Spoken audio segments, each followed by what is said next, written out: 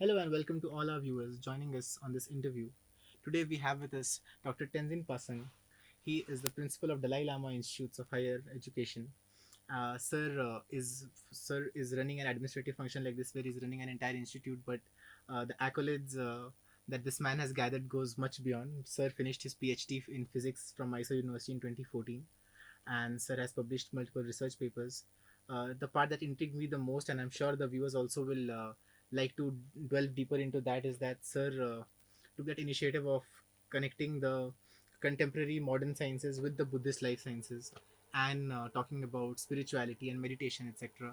So all of these things are something that generally we don't see in connection to science or contemporary science, but some people who pioneer this field, I am sure, pave a way for so many more people. So, sir, we welcome you on the interview. First of all, we are so happy to have you here, and it is an opportunity of a lifetime to interact with someone of your caliber. So we welcome you, sir. Thank you. Thank you. It's a privilege to be here. Thank you, sir. Thank you. So I'm sure our viewers will be interested in knowing, sir, how is it like? How is it running an institute? Because from our school time, we always have been seeing principals have a certain image, principals look a certain way, behave a certain way. But how is it from their perspective? How is it from a principal's perspective to run an institution? Yeah, it's a very tricky question for me. I didn't grow up as aiming for becoming an Yes. administrator or a principal of an institute. Even at my when I finished my academics and everything, I was not thinking of becoming a Okay. principal. So it just opportunity just came by, Mm-hmm. and my experience and everything is quite limited. I think um, with that background, and then I've finished my education and I have been Mm-hmm. into meditation and science center directing that position. So I came from a little bit different Background. background, and I think many of my students may agree with me that I'm not a very conventional principal myself. I go out with the students, Students. Yeah. interact with the students, and be to be frankly tell me Tell what's me. on Yes. whatever feedback they have, whatever opinion they have, whatever is needed. So basically I think that's my style of doing Mm-hmm. principle. But having said that, I think all the principles have the same goal, same Mm-hmm. aspirations of a better institute, a better place for their students, a better space for their faculties as well. Faculties. So overall developments of the institute, and then so in that respect, we always keep the students first, and sometimes we may become very strict with the rules and Yes. particular things functions and activities and everything, but it's all add up to a growth of a Go. student. Yes. So in that respect, I think all the principles, whether they are looking very strict or whether they are very lenient or whether friendly, Yeah. I think all of us I think Aim for a aim for similar a goal. similar goal. Yeah. Amazing, sir. So you see, this is not a principal who has the Hitler-like image. Sir is very kind and sweet, and I can feel that. I'm sure your students will also agree. Um, so also, it was mentioned that first of all, I would like to know that how did you, uh, like, how was your experience doing a PhD in physics, first of all, and then, sir, also if you could throw light on how did you manage to connect it with Buddhist life sciences and meditation, and how did like your journey go that way? So yes. Sorry. Mm, so I grow up when I was in school, Mm-hmm. I have more intelligence towards reasoning and mathematics, Yeah. and that's how I grow more interest in physics. And the mathematics which I was more inclined towards, I think it falls more into physics, applied Okay. physics, and that's how I aim to become a physicist. And I took my physics in the college as well as in my PhD. And during my master, we have a professor like Professor C. Ranganath. They are very kind to Okay. me, a very good profile. Like he has been a fellow of NASA. Then Okay. he was in the France, and he was a distinguished professor of the Mysore University. Yes, And yes. it just happened that he was retiring soon, and I just met him and asked him if he has a position, and he said I may take one last student, and that lucky person had to be me, and then I got the opportunity. And that's how I started my PhD in Mm-hmm. positron enhanced spectroscopy lab. Mm, so during the journey of the PhD, it took me almost 4 years to complete my PhD. Okay. And I think PhD is a little different from what like bachelor and master offers you, Offers. uh, in the respect that like in the PhD it's more into your hard work. It's Mm-hmm. not just that your intelligence or your presence of mind will like get you through those Get you through. papers, but it's like your effort, like day to day, whether you do your task, like Yes. you plan accordingly, you do your all literature reviews, you make all your papers with foolproof, like whether Mm-hmm. you have studied everything or not. So there's lots of efforts going on, and not only that, once your experiment is designed, like you have to execute it, and you have to execute it in the disciplined manner, like every day it Mm-hmm. has to go in the similar kind Similar. of way. So there's lots of discipline, there's lots of hard work, there's lots of time you have to put in it, and sometimes in the odd times as well, like Yes, sir. you just can't say I'm going to do 9 to 5, like No. You so have to put that those extra hours on a few days. yes, definitely. So in that respect it's difficult, but it's doable. So Mm-hmm. once you have this discipline and hard working, I think anybody can do PhD. You doesn't need to be like Einstein to get Mm-hmm. PhD. Maybe like you need, if you want something in your name Yeah. as a theory, then maybe Hard work, discipline. yeah. So, we generally discuss that in a country like India, where like one of our fundamental duties is like building a scientific temperament. But this is something like we mostly lack because people in India generally have a viewpoint that people in India are superstitious and are very like not inclined towards science, which I don't agree with. But a lot of articles and all come in. But then there are people like you, when you write for papers and when you write for magazines and journals, and when people uh, from our like from mass communication field, we use mediums of mass communication to like give the scientific temperament or try to build that scientific temperament among the people.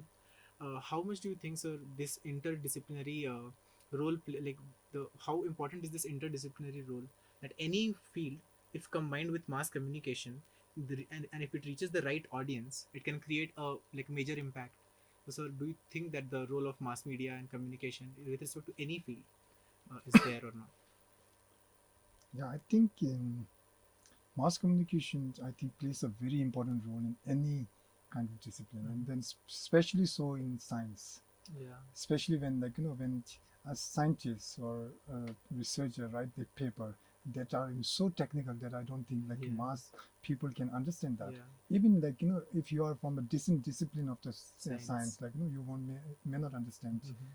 the paper fully.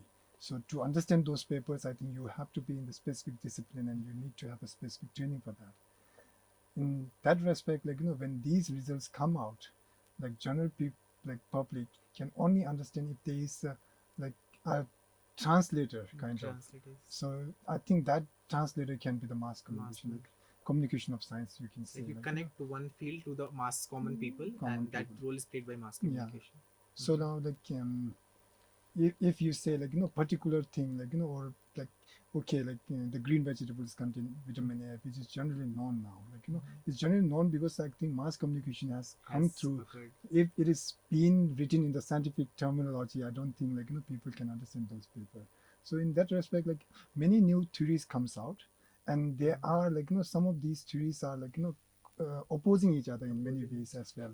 Like so the mass communication can actually bring in like what the real scientists, or they can be a mini. Even this morning we were talking about 2 lakhs of paper, research paper Mm-hmm. coming out in India itself. India. So all of those 2 lakhs may not be genuine also, Yeah. like some of them can be genuine, some of them can be like fake one, Plagiarized. like plagiarized, or like they can be manipulation also, like or some are genuinely done, but they can be a mistake as well. Mistake as well. So those can be like studied by the mass communication, and whatever results is being actually Mm-hmm. has to come out, like that can be brought in front of the general public, so the general public can get the like Get up the to date. essence of whatever is being Yeah. told. So, talking about the general public, I feel like we all know that India is a young country at this point of time, and you yourself run an institute, and you see, like, you interact with young people on a daily basis. And now we are seeing that because I also come from a background of psychology, we all are aware that how much is work pressure and mental health taking a toll on people. So, do you think applying spirituality, using like spiritual techniques like meditation and yoga in student life actually helps? Because again, there is a conception among you that no, these things take up my time a lot. I have to wake up 2 hours early to do meditation and yoga. But again, these are things that you can inculcate in your life. But how does one do that effectively, sir?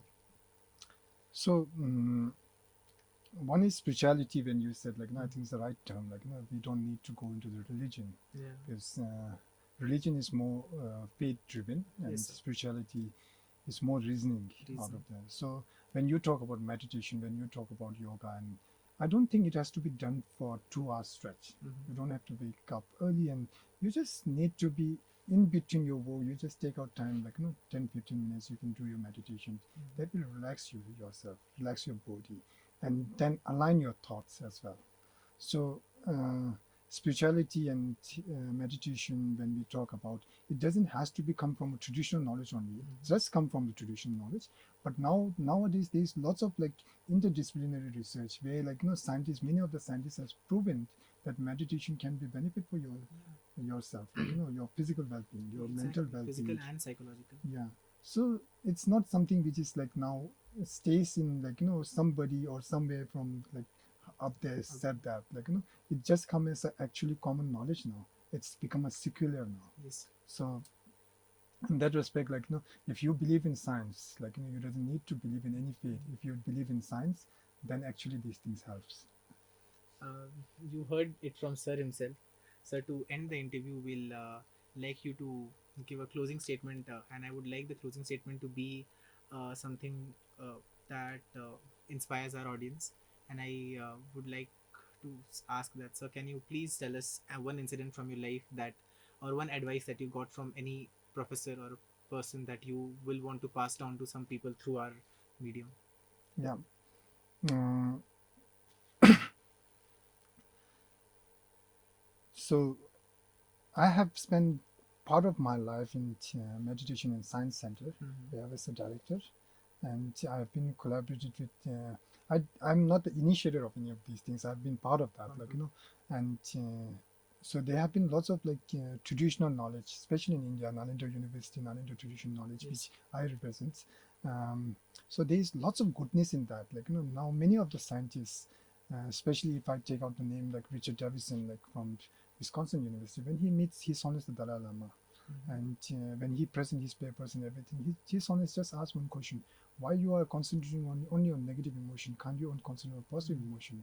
And that changed his life. That changed his actually scientific career. He is one of the most renowned scientists now, Scientists. and published so many papers, and, like, have so many projects, and most of these results which you talk about neuroplasticity and, like, how this can be changed, I think those comes from his paper. Mm-hmm. And so traditional knowledge with combined with the scientific Scientific research, like, research. there can be lots of goodness. Now these traditional knowledge which we have in Nalanda tradition is available to every faith, Yeah.